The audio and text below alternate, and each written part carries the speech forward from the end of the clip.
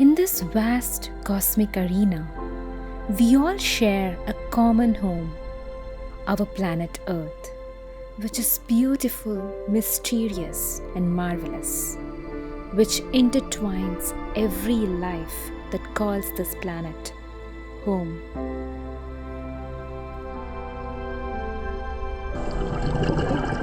Ocean is the planet's largest habitat.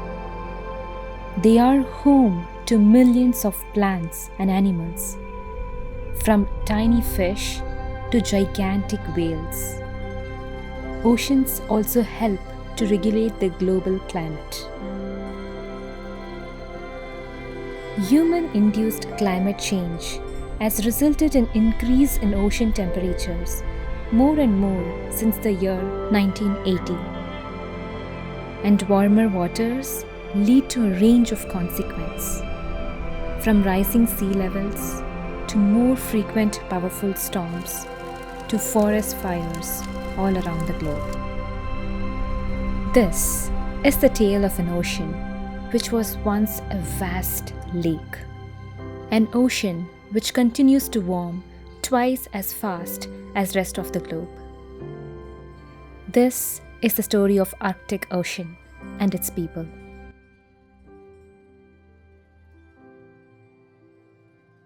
Based on NASA's satellite observations, it is seen that the September Arctic sea ice is now shrinking at a rate of 12.6% per decade. In order to understand the history of Arctic Ocean, let's take a look at the location of 5 oceans of our planet: Pacific Ocean, Atlantic Ocean, Indian Ocean, Southern Ocean, and the Arctic Ocean. There is an hypothesis that the Arctic Ocean was once a very large lake. The Fram Strait in between Greenland and Svalbard was very narrow. The Arctic lake waters entered the Atlantic Ocean, but the ocean did not have a chance to enter the Arctic lake. But the Greenland and Svalbard went further apart. The Fram Strait became wider and wider for the Atlantic Ocean to enter the Arctic lake, converting the lake into an ocean we call today as Arctic Ocean. The word Arctic comes from the Greek word Arctikos, which means bear, not the polar bears. Instead, it refers to the Ursa Major constellation, also called the Great Bear. It is said that the Great Bear shines in the northern skies and helps sailors find their way. I personally wanted to go to the Arctic Ocean and meet the people who live there. So I drove all the way from Arizona to the Arctic Ocean at Tuktoyaktuk, Canada. Though I drove from Arizona to Arctic Ocean, in this movie I am starting my stories from Whitehorse, Canada.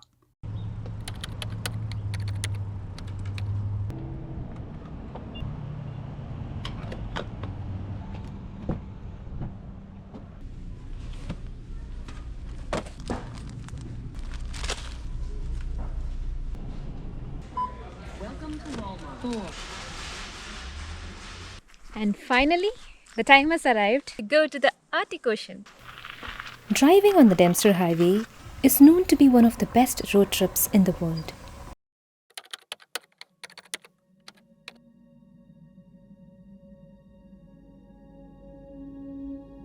It was early in the morning, and I started my journey on the Dempster Highway from Dawson City in Yukon, Canada.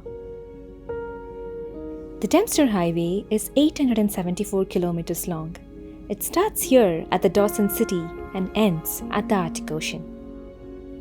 It passes through forests, tundra, huge mountains, and limitless wilderness. Driving on the Dempster Highway is not for the faint of hearts. It is a complete gravel road from start to finish. The roads are uneven, and when a truck passes by, it brings along a lot of dust behind it. And it creates zero visibility for a few seconds.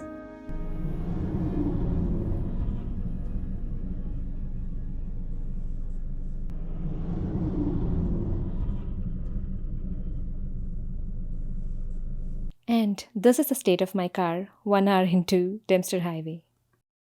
This is my plan to drive the Dempster Highway. I'm dividing this into 3 sections. The first one is from Dawson to Eagle Plains. The second day, Eagle Plains to Inuvik. And the third day will be Inuvik to Tuktoyaktuk, where the Arctic Ocean lies. 70 kilometers on the Dempster Highway, I reached the famous Tombstone Territorial Park. The landscape is amazing, but unfortunately, it was covered in the smoke created by the forest fires. Currently, I'm walking towards the Tombstone Information Center, where I can go get some information about the Dempster Highway and the things to see on the Dempster Highway.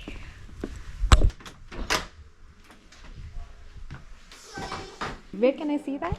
You have to go for a 2-day walk to see that. Oh, okay. Yeah, so it was taken from here on the helicopter pad.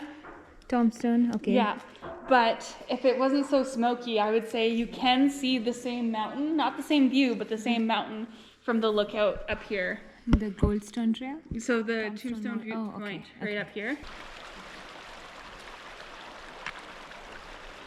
There's a lot and lot of gravels, but it's beautiful in the sense initially it's irritating and annoying a little bit, but then later you get used to it. This is a time that the nature is undergoing a tough time. Lot of fires. There are 96 fires right now just in Dempster Highway, and it's devastating. It was very sad to see the forest burning, and this was happening just a few meters away from me.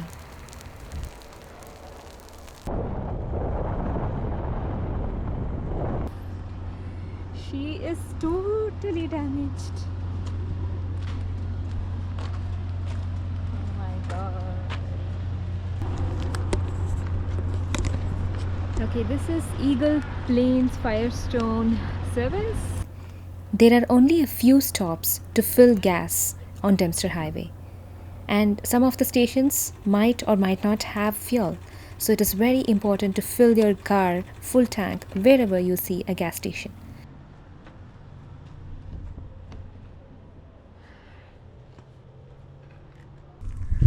I am in Eagle Plains, Yukon, and I came here because I saw a board saying hotel and campground, so I thought I'll ask them a campground availability. But they didn't have. They said the campground is closed because of the forest fire, but they said I can park anywhere here and car camp, and they allowed me to use washrooms, and then they have Wi-Fi 24 hours. Amazing deal, right? So it's completely free, and I am actually cooking. The time right now is 7 o'clock and the sun is still way up there.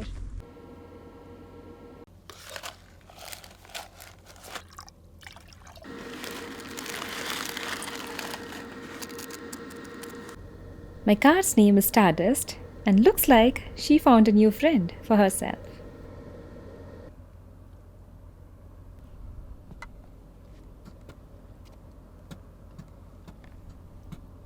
This is the hotel at Eagle Plains, and this map shows the entire plan for driving the Dempster Highway. And we're just 35 kilometers away from the Arctic Circle, which is for tomorrow, but now it's time to sleep. I'll see you all tomorrow. Bye-bye. Good night. Oh no, forget my good night. I couldn't sleep because it's so bright outside. I'm sitting on the Dempster Highway. Everybody is sleeping. The truck, car camper, RVs. But the sky is so bright. It's 12 o'clock in the night, and then sun is gonna set in another 2 hours. Dogs are roaming, and so am I. My body works on the sun cycle. The moment sun sets, I sleep well. If not, I'm kind of half awake. So I'm roaming all alone here. And now it's 3 a.m. in the night. Everybody slept, but the forest did not. The forest kept burning. And I really wished it rained.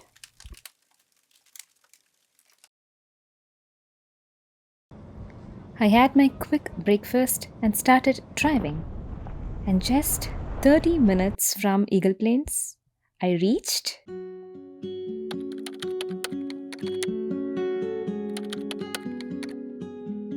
Well, at the Arctic Circle, I made my own circles in my Stardust. You have no idea how happy and excited I was at the Arctic Circle. I mean, how could I not be? Driving 12,000 kilometers from Arizona to here was not an easy task. And as a bonus, I got to see a bear right at the Arctic Circle board.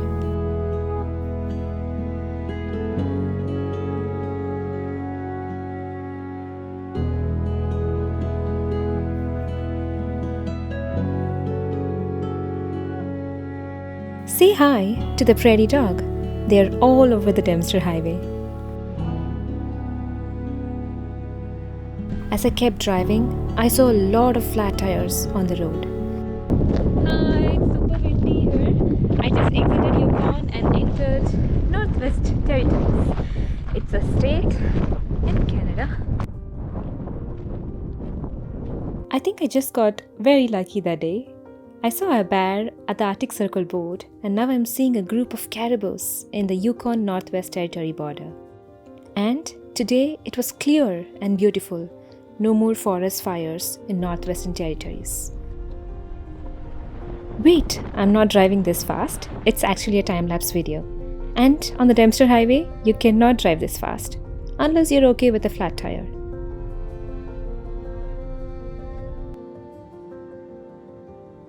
We have reached the ferry port where this ferry is going to carry my car from this end to the other end. A truck just passed by, so I had to wait until the dust clears up before I start driving to the ferry.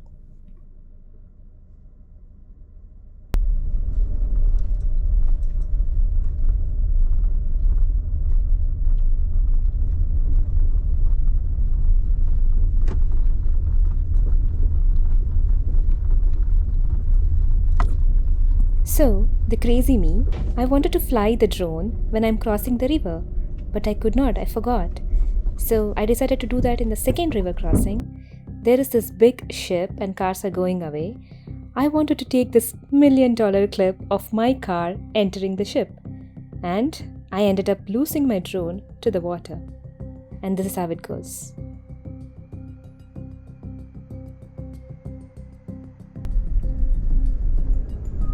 I entered the ship in my car and I decided, let me go to the end of the boat and land the drone. But the drone wouldn't land. And then people are getting curious of my drone, and more people now, and gone. I couldn't land it, so I made the drone follow the ship. There's only 50% battery and the drone is following my ship. So now, most of you are thinking why I did not fly my drone to the land. Good, I did not, because I just realized this is not where my car was getting down. If you see, my car is actually pointing this side, which means that is not the stop where I had to get down. I then started talking to the ferry manager, asking him where he is going to drop me off, but he couldn't hear a thing because it was windy and noisy. And by now, my drone battery is 12%, so I made a rough guess of where the ferry is going to drop me, and I flew the drone in sport mode to the land nearby. I pointed the camera downwards to see if there is a flat ground that my drone can land safely, and finally, at about 10%, I lost control. The drone started to force land. So yeah, I was kidding. I did not lose my drone. I actually saved it. I could have done this much better, but you know, the anxiety of flying drone, this is what happened. So, but I'm happy I got it in the last minute. The drone ended up landing here. Just let the drone there, and the drone automatically, because it went below 10%, it force landed.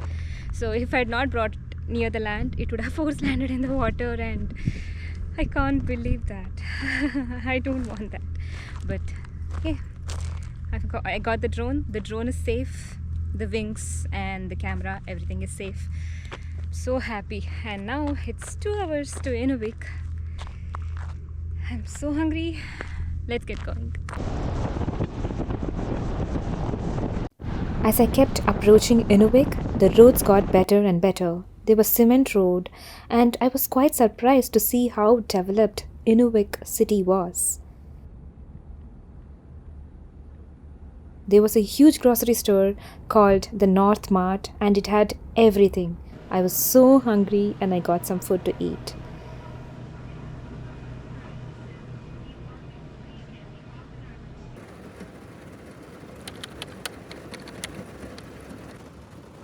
It finally rained, and I'm sure the forest is very happy now.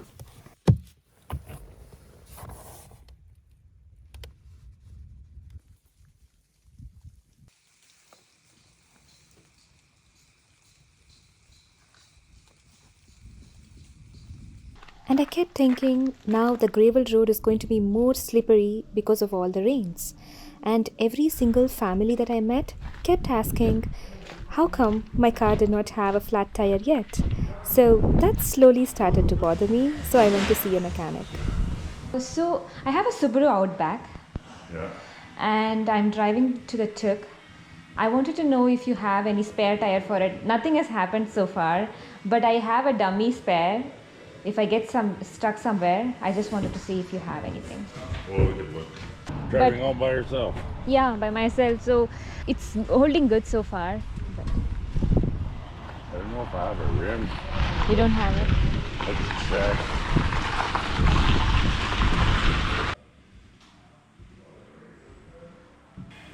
They did not have a full-size spare tire. So yeah, I just decided that I'm gonna see what happens, and I started driving to the tuk tuk tuk. The idiot that I am, I forgot to fill gas, so I had to come back to Inuvik to fill gas. Well, good that I forgot to fill gas, because when I came back, I met this interesting lady who gave me some referrals of people to meet and tuk tuk tuk. Thank you so much. Bye. See ya. I'll give you my card, and then we're also at the cultural center here. I'll come. When you come back? Yeah. Okay, you all, let's go. This is our final day before we reach the Arctic Ocean.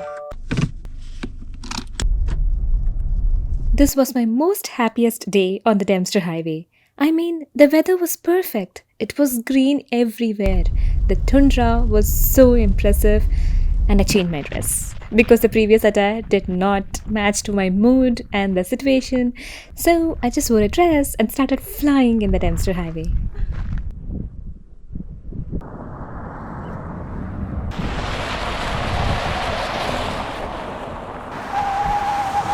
Uh-oh. Wait, y'all. Let's wait for them to cross the road. Awesome. They're almost done. Oh, wait. Why are you going back? No. Don't go back. They're actually not crossing the road, guys. They're just going left and right continuously and forever. Let's get going. You tell me, how can someone not be happy just by looking at the shape of these clouds?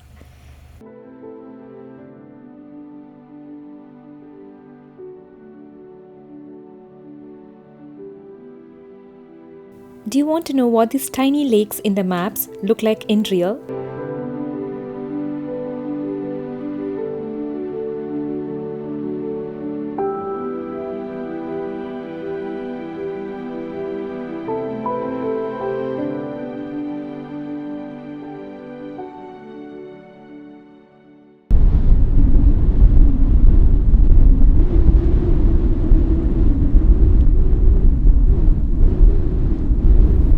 From here, I'm just a few minutes away from Tuk Tuk Tuk, a town at the Arctic Ocean, and I'm so excited and happy to dip my feet in the Arctic Ocean. 12,000 kilometers from Arizona, and finally, I and Stardust, both of us, made it to the Arctic Ocean.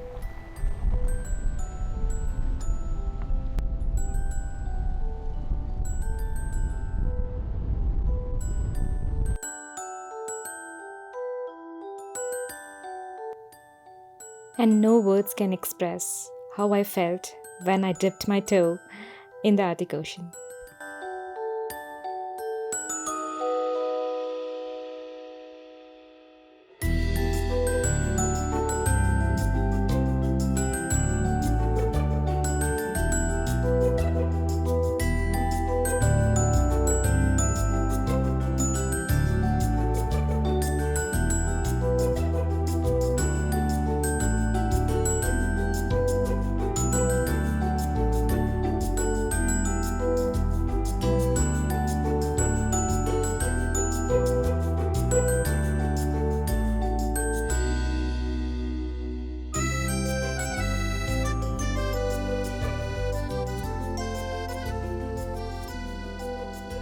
Let me briefly tell you about the food chain at the Arctic. Sunlight shines on the microscopic algae. The sea algae converts carbon dioxide to sugar through photosynthesis. The algae in the ice are eaten by small animals called copepods. And some of the algae are not eaten and they melt into the ice and sink in water, which are eaten by whales. Some more algae which are heavy, they sink to the sea floor and eaten by fish, which is very good source for seals. And seals are in turn eaten by the polar bear. The Inuit hunters, who are the indigenous people who live at the Arctic Ocean, also are part of the food chain. Inuit hunters often work together. They share their catch among many families and they are careful to not waste any part of the animal. They take a large animal, just one of them is enough to feed their family throughout the entire winter.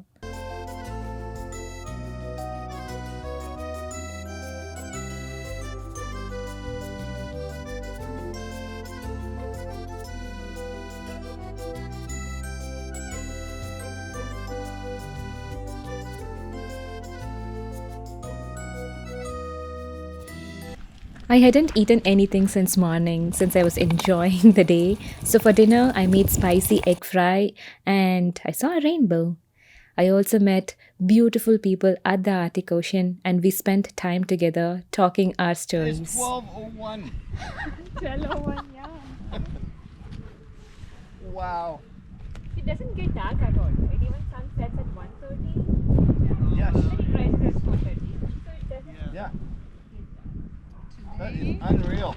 You were just telling us you went to bed around 9 o'clock. Sunset is 1:01 a.m. 1:01. These young folks, they keep you up now? And I think you're it's gonna cool. have to go out there, this side. Yeah. Yeah, finally the smoke is going your way. Yeah. Because that one looks electric, doesn't it? Yeah. Don't come this side. Yeah. Yeah, the minute you move, it always comes around, right? Yeah.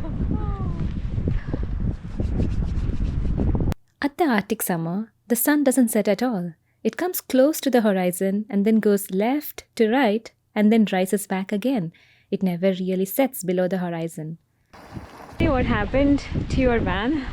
Yeah, When- I was coming up the highway like all the other tourists, and just as I pulled into town, Tuktoyaktuk here, a component on the front wheel of my van broke, basically rendering me stuck.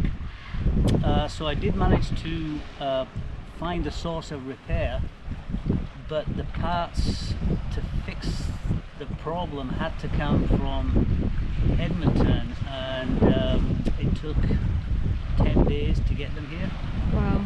And there isn't too many people here that can work on my kind of vehicle, or any kind of vehicle actually. There is no garage here. Yeah. But I did manage to find a truck driving guy who could fix it for me. So that's what I'm working on now, is waiting for him to be able to put my component on there so I can continue on south. Welcome to Tuck. Hi, let's go to the boat first. Oh yeah, see the. I'll grab the anchor once you're comfortable. That's the breeze here, only thing wildfire smoke. Yeah, right, it's hazy. But I'm happy I got to see the sun. Cool.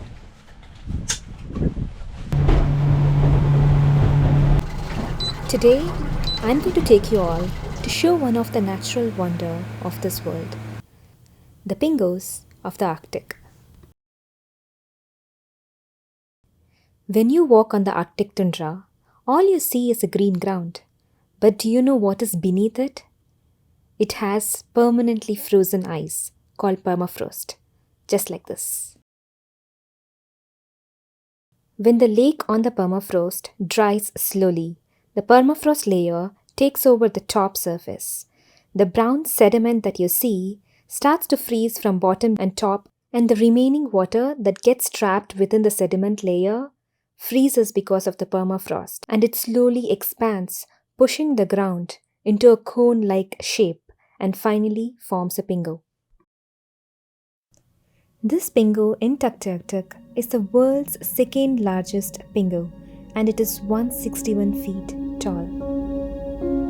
All we can see is a green vegetation on the pingu, which is the source of food for many animals.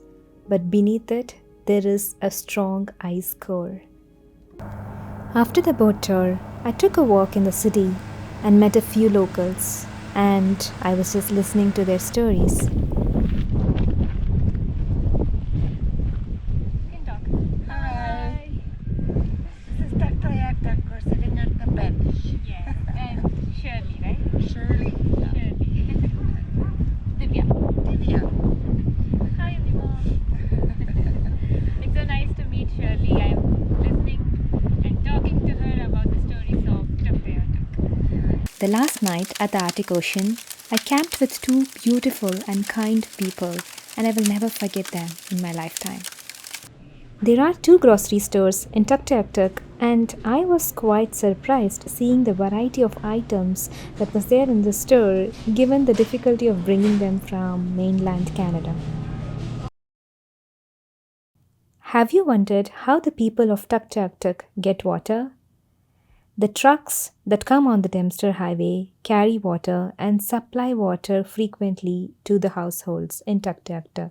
I stayed on the Dempster Highway for 10 days, 5 of which I spent at Tuktoyaktuk, roaming in the streets and talking to local people. I heard from the locals firsthand that they are experiencing more and more warmer temperatures in the last few years. Tuktoyaktuk is a community of 950 people and is one of the first communities in Canada facing relocation due to the impact of global warming. We are headed to a huge disaster if we do not act and start to live in harmony with the nature today and now. Humans are impacting the climate, and we cannot deny that. We do not have to quit or make big changes to save our planet. Simple changes in our day-to-day life can really help our Earth in the long term. This highway is something I will never forget in my life. I met a lot of kind people who were too loving and unforgettable. Dempster Highway treated me with a variety of experiences. I saw forest fires, clouds, rain, sun and haze changing so quickly in the matter of few days.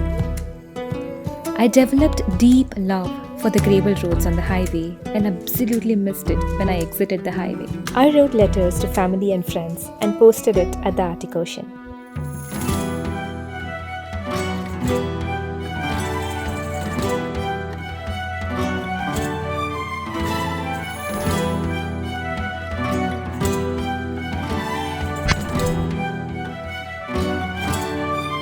The Dempster Highway painted an abstract art on my Stardust, which I'm sure she will not forget in her lifetime too.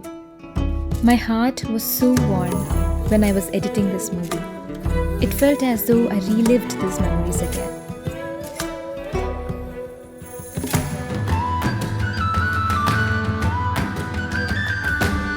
I brought the heart of Dempster Highway with me, and I'm sure the highway took a piece of my heart with her as well, which will stay there forever for times to come. Too much love. Until next time, bye-bye from Divya.